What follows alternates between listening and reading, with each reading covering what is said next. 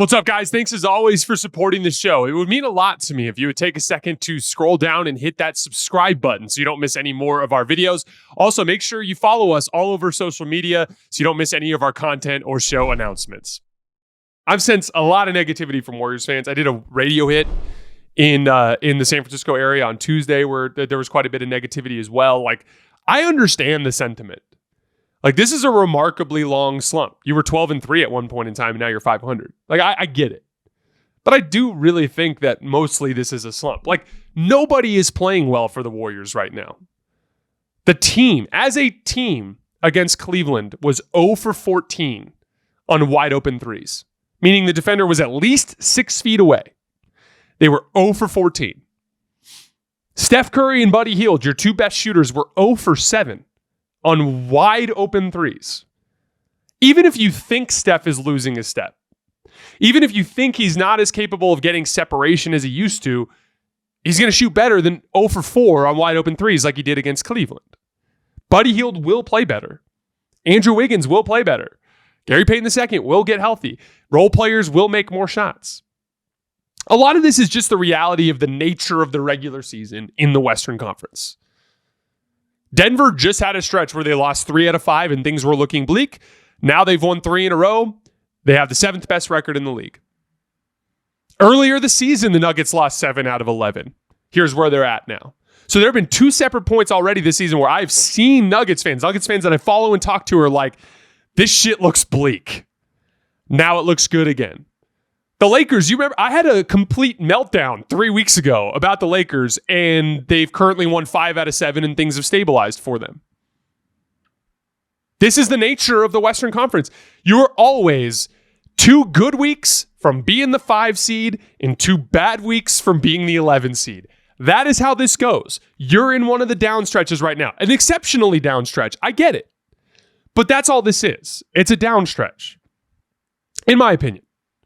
The Golden State Warriors right now are 3 games back from the 7th best record in the league. You're 2 good weeks from the 7th best record in the league. But Jason, we can't beat the top teams in the league. So why should we try to improve this roster? Well, first of all, that's a loser mentality. If the case is we can't beat Boston, Cleveland, or Oklahoma City, or those 3 teams are obviously better than us, then 27 teams in the league should just pack it up and quit. That's foolishness. You go for it because anything can happen. A star gets hurt. A team gets upset. What if a lesser team gets out of the East, like a team that's not Boston or Cleveland, gets out of the Eastern Conference, and then suddenly it's like if we beat Oklahoma City, we have a chance to win the title. You guys have all seen how Oklahoma City's offense can crumble. Milwaukee is a team that if you ask Golden State fans, like, how much better is Milwaukee than you? Most of you guys aren't going to think they're that much better. They've had big down stretches this year. Milwaukee handled Oklahoma City because they're veteran, they're older, they're more experienced, and they were able to defend the way they needed to. Do you think Golden State's older and experienced and capable of defending the way they needed to? I think everybody in the Western Conference is beatable. Oklahoma City's offense can fall apart. We talked about that. So can Memphis's because their spot-up shooting, their ability to convert spot-up possessions is really poor in this league. Houston's offense sucks. Denver is the weakest they've been since 2021.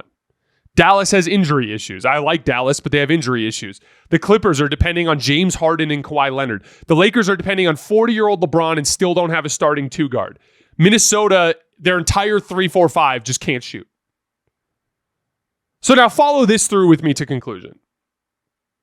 What if you make a deal for a higher level offensive player and that comes in and helps grease the wheels for you offensively? Now, for the record, before you say, Jason, why are you trying to trade Jonathan Kuminga? This is an important clarification because I've seen this on Twitter and on YouTube comments. I am not advocating for the Warriors to trade Jonathan Kuminga. I am advocating for the Warriors to make a trade. Like, Jonathan Kuminga, as good as he is young, he's mistake prone, he's inconsistent. That doesn't mean you just get rid of him. If you can make a deal, if you can go get a good offensive player and not include Jonathan Kuminga, by all means do it.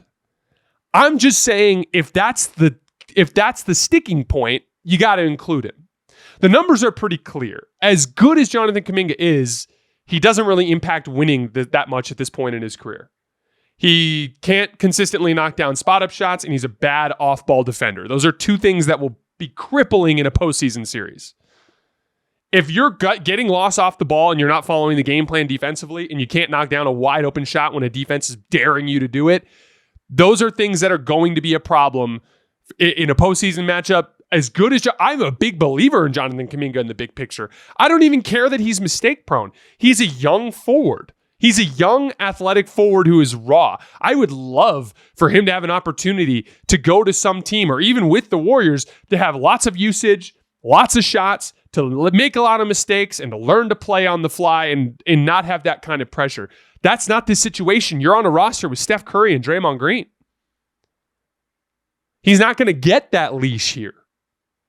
So my thing is, if push comes to shove and a team goes, yeah, you can have this player, but you got to give us Jonathan Kuminga, I would give him up. That's all I'm saying. I'm not saying you give him up just because. I'm not saying you trade him just because you want to get him off the roster. If you can have his upside and play him on the games he's playing well and sit him in the games he's not, that's the ideal outcome. But I'm just saying if push comes to shove and the team goes, we want Jonathan, you got to include Jonathan. But follow me through with this to conclusion. If you make a deal for a higher level offensive player, that guy comes in and helps grease the wheels. What if Steph starts playing better? Which I believe he will. What if that reinvigorates your defense and you get to the level you were at earlier in the season? What if that creates smaller roles for everyone else that they can suddenly thrive in? I know it's hard to imagine right now, but remember, this isn't the only Warriors team we've seen this year. This same group went into Boston and beat the Celtics. This same group went into Oklahoma City and beat the Thunder. They are capable. You're seeing the bottom version of them right now. Now, again, Jason, it's insane for you to think that they're a championship contender. I don't think they're on the same level as Cleveland, Boston, or Oklahoma City. But I think if they make a trade, they can get into that second tier. And if you're in that second tier, anything can happen. And as a competitor who has Steph Curry on their team, you owe it to him to give him that shot. Especially when you're destined to tank no matter what. I've said this before, but the Warriors offense with Kuminga off the floor and Steph on is dog shit. It's terrible. You're not going to compete in the Western Conference post-Steph. Not unless you trade Steph and get a boatload of good players back. And that's not going to happen. You're not trading Steph. So I do think that this team is better than they look right now. I do think with the right trade, they could enter into that second tier of contention. I do think with the second tier of contention, anything can happen and you might find yourself in that spot. I do think Steph is better. I will be better. And I think that Steph is still a guy that can be difficult to contend with in a playoff setting. And yes, if it came down to trading Kuminga, I would do it. That doesn't mean I would do it just because.